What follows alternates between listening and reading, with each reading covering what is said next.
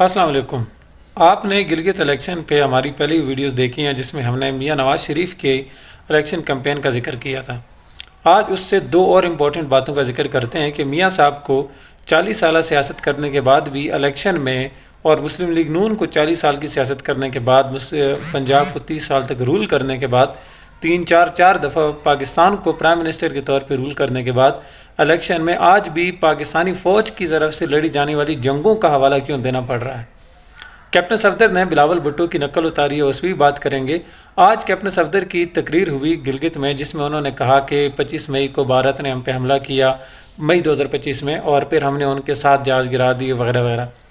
جب کوئی سیاسی جماعت اپنی کارکردگی کے بجائے فوج کی کارکردگی پر بات کرنا شروع ہو جائے تو آپ سمجھ جائیں کہ اس سیاسی جماعت کے پاس بتانے کو کچھ بھی نہیں ہے۔ اور میاں صاحب آج بھی سڑکوں اور کھڈوں اور ان چیزوں کی بات کرتے ہیں جبکہ خود وہ ایئر پلین سے یا ہوائی جہازوں سے یا ہیلی کاپٹر سے گلگت کی طرف جاتے ہیں۔ وہ میاں صاحب جو بجلی لگانے کے کارخانے، جو پاکستان میں گیس کے معاملات، جو پاکستان میں کرپشن، موٹر ویز میں کرپشن کے لیے پوری دنیا میں مشہور ہیں، وہ بجلی کے کارخانے، وہ بجلی کے معاہدے جو آج بھی پاکستانی عوام کی کمر توڑ رہی ہے، جس سے پاکستانی عوام کو آج پوری دنیا میں یا پاکستان کی تاریخ میں سب سے زیادہ مہنگی بجلی خریدنی پڑ رہی ہے، اس بجلی کا کریڈٹ لینے کے لیے میاں برادران یا مسلم لیگ نون ہر وقت تیار رہتی ہے۔ لیکن اس کریڈٹ کے ساتھ جو خواری، جو ضلالت، جو بے عزتی، جو تکلیف، جو مہنگائی پاکستانی عوام کو جھیلنی پڑ رہی ہے، اس کے بارے میں کبھی بھی بات نہیں کرتی۔ میاں برادران موٹر ویز پہ تو بات کرتے ہیں لیکن وہ کبھی بھی اس پہ بات نہیں کرتے کہ یہ وہی موٹر وے ہے جس کے بدلے میں یا جس کی وجہ سے انہوں نے ایون فیلڈ کے اپارٹمنٹس بنائے، اور پھر ایون فیلڈ اپارٹمنٹس بنانے کے بعد وہ کرپشن کی پوری دنیا میں داستانیں مشہور ہوئیں، اور میاں صاحب کو اسمبلی میں ایک جعلی تقریر کر کے سفید چٹیاں لہرا کر کہنا پڑا کہ یہ ہیں وہ ذرائع، جس کے بعد ان کو وہ سپریم کورٹ سے نااہل قرار دیا گیا اور شاہد خاقان عباسی پاکستان کے وزیر اعظم بنے۔ اب بھی گلگت الیکشن میں 2022 سے مسلم لیگ نون پاکستان میں حکومت میں ہے۔ 6 مہینے کا ٹائم جو تھا وہ صرف نگران حکومت کا تھا، اس کے علاوہ مسلم لیگ نون لگاتار حکومت میں ہے، لیکن گلگت میں آج بھی ان کو اپنی کارکردگی کے طور پر یا تو 30-40 سال پرانے یا پھر آج پچھلے سال کی جو جنگ ہوئی ہے اس کے بارے میں بات کرنی پڑ رہی ہے۔ دوسری طرف جو پی ٹی آئی ہے وہ آج بھی گلگت میں جب کمپین کرنے کے لیے جاتی ہے ان کو جانے نہیں دیا جاتا، لیکن 2018 سے لے کر 2022 تک پی ٹی آئی نے، عمران خان نے گلگت میں ایسے پروجیکٹس لگائے جن کو ڈسکس کیا جا سکتا ہے، جس میں ہائیڈل پاور پروجیکٹس ہیں، جس میں انفراسٹرکچر ہے، جس میں ٹورزم ہے، جس میں یوتھ ڈیولپمنٹ ہے، جس میں انرجی کے پروجیکٹس ہیں۔ یہ وہ سارے پروجیکٹس ہیں جن کے بارے میں پی ٹی آئی بات کر سکتی ہے کہ ہمیں 4 سال دیے گئے تھے اور ہم نے 4 سال میں یہ پروجیکٹس لگائے، نون لیگ کو 40 سال دیے گئے اور انہوں نے 40 سال میں یہ کام کیا۔ تو ہمارا سوال یہ ہے کہ سیاسی جماعتوں کو الیکشن میں ووٹ مانگتے وقت ایٹ لیسٹ، یا عوام کو ایٹ لیسٹ اتنا کرنا چاہیے کہ وہ الیکشن میں ووٹ مانگتے وقت جذباتی تقریروں کے بارے میں سوالات نہ کریں، جذباتی تقریروں پہ، بریانی کے پلیٹوں پہ، نان پہ یا قیمے والے نانوں پہ ووٹ دینے کے بجائے ایٹ لیسٹ سیاسی جماعتوں سے ان کی کارکردگی کے بارے میں پوچھیں۔ نیب نے کیا کیا، ایف آئی اے نے کیا کیا، پولیس نے کیا کیا، فوج نے کیا کیا، یہ ان کی پرفارمنس نہیں ہے۔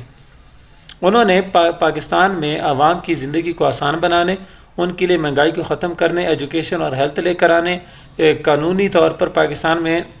کاروبار کو آسان بنانے کے لیے پالیسیز بنانے، اس طرح کے کون کون سے کام کیے ہیں۔ یہ وہ کام ہوتے ہیں جو کسی بھی حکومت سے یا کسی بھی سیاسی جماعت سے پوچھے جانے چاہیے۔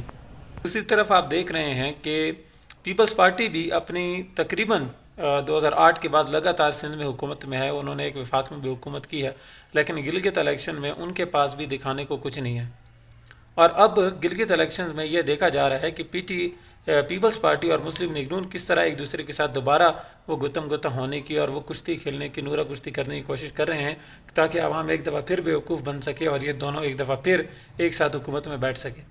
یاد رکھیں پیپلز پارٹی اور نون لیگ دونوں ایک سکے کے وہ رخ ہیں جن کو آپ ادھر سے اچھالیں یا ادھر سے، دونوں کا مقصد سیم ہے اور دونوں کا مطلب سیم ہے، دونوں کے ٹارگٹ سیم ہے، دونوں کے عزائم سیم ہے، دونوں کی پرفارمنس سیم ہے۔ نہ تو پیپلز پارٹی کے بلاول بھٹو کوئی ایسی تبدیلی لا سکتے ہیں یا ان کے زرداری فادر کوئی ایسی تبدیلی لا پائے ہیں، اور نہ ہی نواز شریف ایسی کوئی تبدیلی لا پائے ہیں یا مریم نواز ایسی تبدیلی لا سکتی ہیں جو کہ پاکستان میں آج سے پہلے نہ ہی ہو۔ پیپلز پارٹی یا مسلم لیگ نون نے آج تک پاکستان میں جو بھی پروجیکٹس لگائے ہیں انہوں نے پاکستان کا بیڑا غرق ہی کیا ہے، انہوں نے پاکستان کو نقصان پہنچایا ہے، پاکستان کا فائدہ ان میں سے کسی نے بھی نہیں کیا۔ دوسری طرف بلاول بھٹو نے کل کلیم کیا کہ عمران خان نے امریکہ کو ایبسولوٹلی ناٹ نہیں بولا تھا، جبکہ زرداری صاحب نے بولا تھا۔ یہ خود میں ایک بہت بڑا لطیفہ ہے۔ زرداری صاحب وہ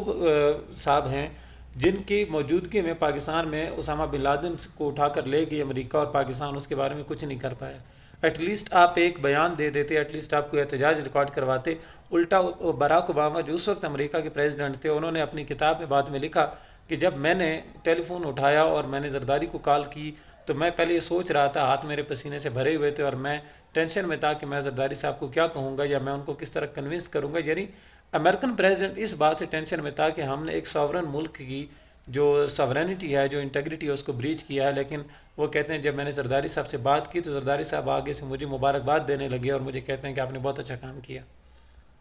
یہ وہ زرداری صاحب ہیں جن کی حکومت میں یوسف رضا گیلانی جب پاکستان کے وزیر اعظم تھے تو وہ ان کے بارے میں یہ مشہور ہے ویکی لیکس میں، اور ویکی لیکس یاد رکھیں آج تک پیپلز پارٹی نے ویکی لیکس پہ کوئی مقدمہ نہیں کیا، اس کو ڈینائی یا نہیں کرتے۔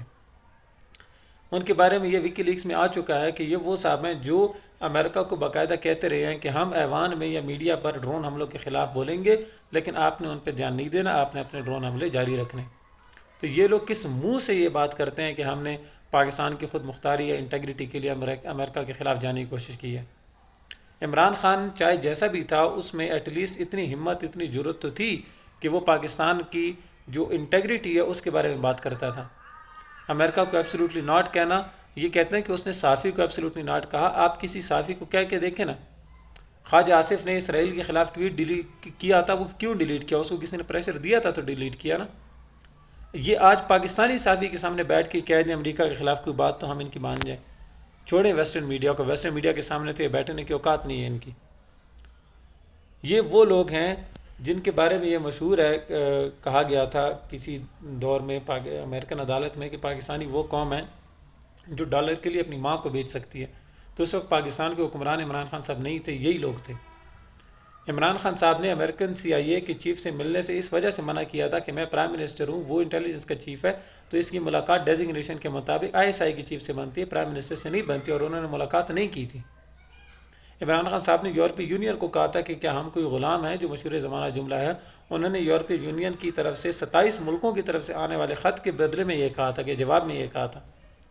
ٹھیک ہے ڈپلومیسی ہے یا نہیں ہے، لیکن پوری دنیا میں پاکستان کا ایک امیج تو بنا تھا کہ پاکستان میں بھی جواب دینے والے لوگ ہیں، یہاں بھی زندہ 25 کروڑ لوگوں کا یہ ملک ہے، جانور نہیں ہے، بھیڑ بکریاں نہیں ہے کہ کس طرف بھی ہانک دیں۔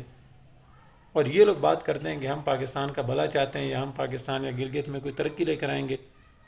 تو ان کے پاس نہ تو کارکردگی ہے دکھانے کو، نہ ان کے پاس کوئی پلان ہے، نہ ان کے پاس کوئی منصوبہ ہے، نہ انہوں نے پہلے کوئی تیر مارا ہے، نہ یہ فیوچر میں کوئی تیر مار سکتے ہیں۔ اور آخر میں وہی ایک جملہ جو حبیب اکرم صاحب کا میں اکثر ریپیٹ کرتا ہوں کہ اگر یہ لوگ ایک کریانہ سٹور بھی، جنرل سٹور بھی اچھے سے چلا دیں تو یہ بھی ان کا کریڈٹ ہوگا، ملک چلانا تو دور کی بات ہے۔